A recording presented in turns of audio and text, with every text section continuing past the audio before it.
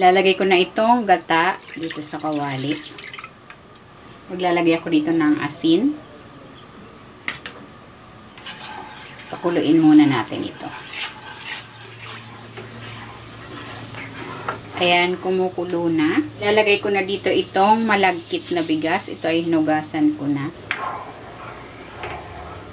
And then, hahaluin natin ito hanggang sa matuyo yung gata.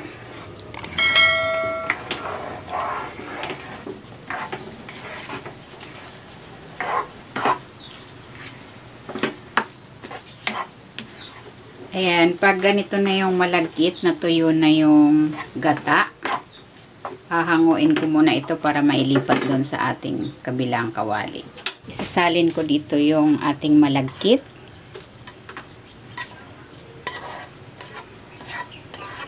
Pa-flatten ko ito.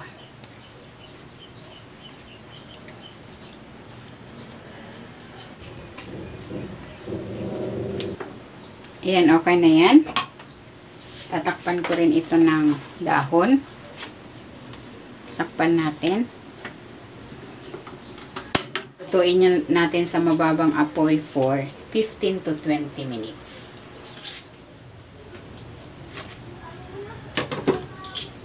Ayan, ito na yung ating malagkit. Luto na. Pero babalik ta rin natin ito para maluto pa ng husto yung nasa ibabaw. Babalik ko tong dahon.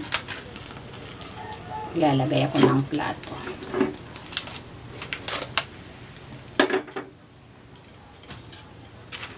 Then, ibabalik na natin. Takpan natin ulit.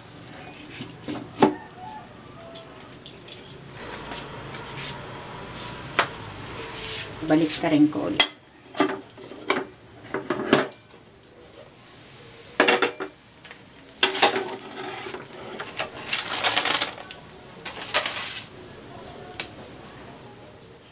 And gagawa naman ako ng sauce para sa ating glutinous rice cake. Ayan, naglagay ako ng gata. Lagyan natin ng konting asin. Pakuluin muna natin ito.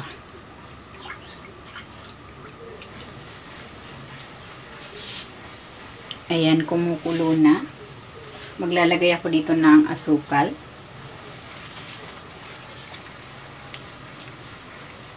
Ayan, para magtiken ng bahagya yung ating sauce, maglalagay ako dito ng rice flour na tinunaw sa tubig.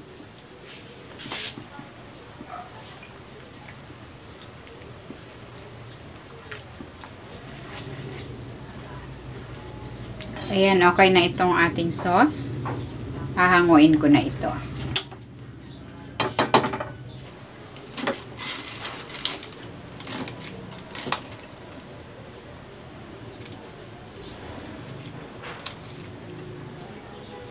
Ito na, ready na itong ating glutinous rice cake.